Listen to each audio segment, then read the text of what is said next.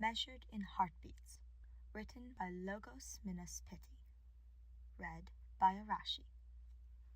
In the wake of their victory over Rhea and the Church of Seros, Edelgard may be overseeing the start of a new world, but Byleth is overseeing a new life.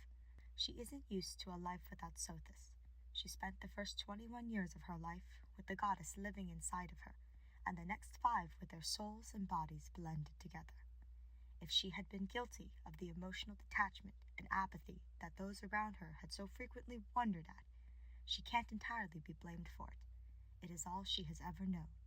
Not having a heartbeat is all she has ever known. Until now. So this is different. Very different. Byleth can't help when she has to pause, to press the heel of her palm to her chest as she tries to understand the utterly alien language her moving and beating heart seems to speak to her with.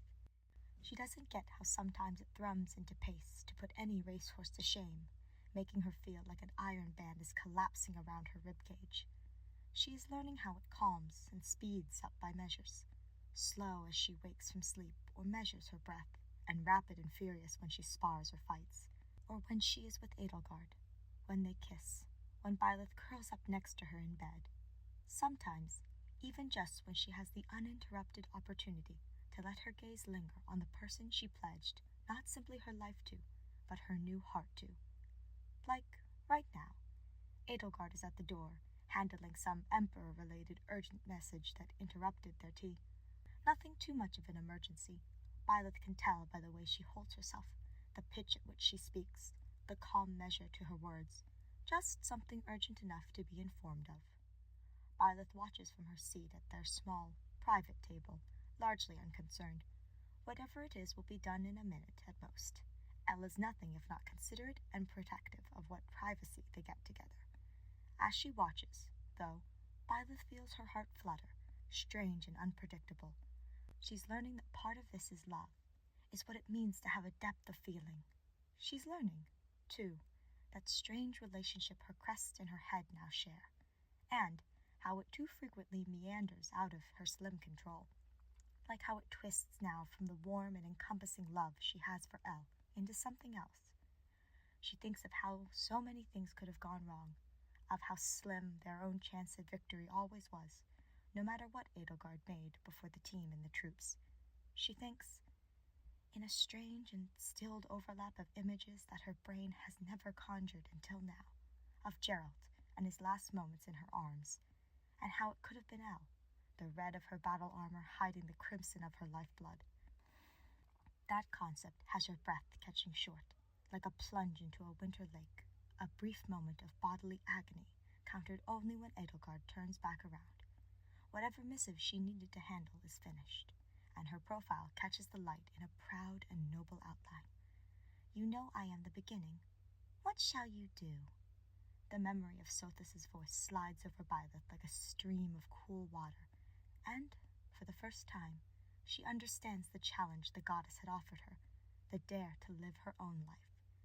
She is here and now, and all of those horrible outcomes that Byleth had somehow never really felt the contemplation of during the war float away like smoke. Elle is here, and Byleth is here, and they get to build an entire future together. They get to carve out a path of their own accord.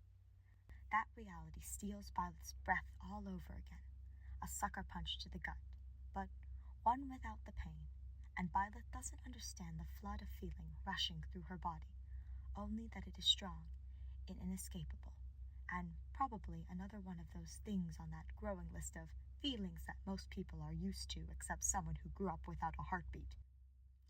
That hypnosis is only confirmed when Elle turns fully around and then goes shock still. She has a tendency nowadays of doing that when Byleth is acting unusual compared to the aloof persona she had so long lived as. Professor? Edelgard's eyes go wide, a familiar expression of concern tempered alongside confusion. Are you hurt? Are you in pain? She closes the distance between them in quick, efficient strides. No, responds Byleth, but she feels confused even as she says it. Why would I be? You're crying, Edelgard trails off. She reaches out, unthinkingly, to catch a tear before it can fall fully down Byleth's face. Her fingers are ungloved, and on her ring finger, Byleth catches the glint and gleam of the familiar band of metal. It is the only piece of jewelry that adorns her hands, and it makes Byleth's heart constrict and stutter again. That strange feeling of pain that isn't really pain. She isn't injured. No, an injury has never been a cause for tears, but she doesn't have the words to describe what she feels. Byleth isn't used to having a heartbeat. She isn't used to the wild and unruly thing that seems to move of its own accord, like a factitious horse yet to be brought to heel. She doesn't understand how it flutters furiously beneath her sternum, a strange feeling like an invisible hand is grasping and squeezing it. It's not pain. No, not in the way she knows Edelgard means. A thumb brushes away one of the stray tears, and then Byleth intercepts before Edelgard can pull her hand back. She holds the hand of the supreme ruler of all Fódlan and cradles the warm and callous palm into her cheek, even as more salty and wet tears drip down them, coming faster and harder. Is it possible to cry, even when you aren't in pain or sad? Byleth can hear the nasal whine to her voice, her sinuses growing stuffy at the same time her tear ducts are working. Edelgard answers in the slow and careful way of hers that Byleth has come to recognize so well. It's the way she answers Byleth when she's trying her best to explain something so very human, one of those things Byleth never seemed to learn, at least until now. Yes, sometimes we cry when we're happy, when not even words are adequate to say what we feel, when emotion is too strong to speak. Byleth remembers when she awoke amid the flames of Ferdiad, cradled in Edelgard's embrace as the victorious emperor tearfully laughed above her, pain bleeding into blessed relief and joy. She had held her as if she would never let Byleth go. Byleth's tears come faster then, even as she feels her own smile widen, as she understands herself a hair better now. She remembers to nod, though. That part of this is assuring Elle, too. Good tears, then. These are good tears. It doesn't occur to her to explain why, or what train of thought seemed to start it all, but Edelgard doesn't press the issue. She merely cradles Byleth's cheek, warm and gentle, for a long and quiet shared moment. It is strange Byleth, Edelgard corrects herself. She's been working on that, on addressing Byleth by name instead of by title, and reforming old habits. I've grown so used to your mannerisms over the years. How detached you've always seemed from emotional outbursts. It's almost strange to see you like this. Not in a bad way, though, just different. She is quick to temper herself, to allay any potential offense, and Byleth is reminded of the last time Edelgard saw her cry, the only other time Byleth had ever shed tears in her life.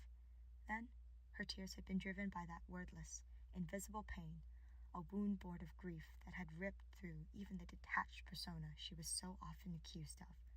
But similar to then, the weight of Edelgard's gaze is hardly judging, and nor is it pitying. Her, too, often guarded eyes are brimming with unspoken emotion, and somehow that makes Byleth's heart move faster and faster than it was already. Byleth doesn't know how to respond to that. How is she supposed to respond to that? So she says the only thing that comes to her. It is strange, Byleth agrees, tasting warm and wet salt on her lips. I don't understand this. Where words fail her, she relies on action instead. Keeping her hand on Edelgard's, she brings them together from her cheek and down to her chest until she is certain Elle can feel the wild pounding of the feral creature that now lives there.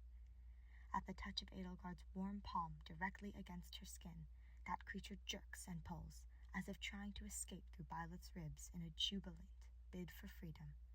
It's so strange, this mad and careening yearning that blossoms from within beneath her ribs, setting fire to her skin and drawing a last few foreign tears from the corner of her eyes.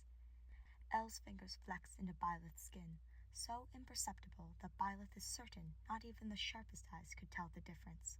But Byleth feels it more keenly than any weapon strike.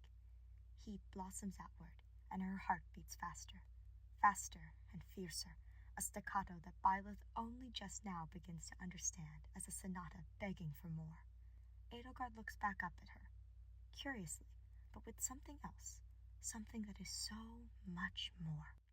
Byleth wonders if she's doing something else involuntarily strange again, if she is flushed with that heat again, turning her red from her neck all the way up to the tips of her ears. Rather than commenting, though, Edelgard acts. She grabs Byleth's hand with her own, guiding towards herself, and presses Byleth firmly to the flat of her sternum. For all that her movements are smooth and controlled, a blush suffuses Edelgard's cheeks. Beneath the thin layer of fabric that separates them, Byleth can feel the strong drumming of Edelgard's heart, as rapid and errant as her own. And though the fine silken cloth creates a barrier between skin, there is no mistaking the warmth that emanates just below Byleth's touch, real and living, and pulsing with each fluttering beat of Elle's heart beneath her fingers. Uncertain and fragile, just like her own. You aren't used to having a heartbeat, my teacher, but now you can learn. It is spoken not as a proclamation, not as a fact, but as something quiet and private between the two of them. It glints and catches like a light in Byleth's mind, like the way the ring that now adorns Edelgard's finger winks and glitters in the light. A promise.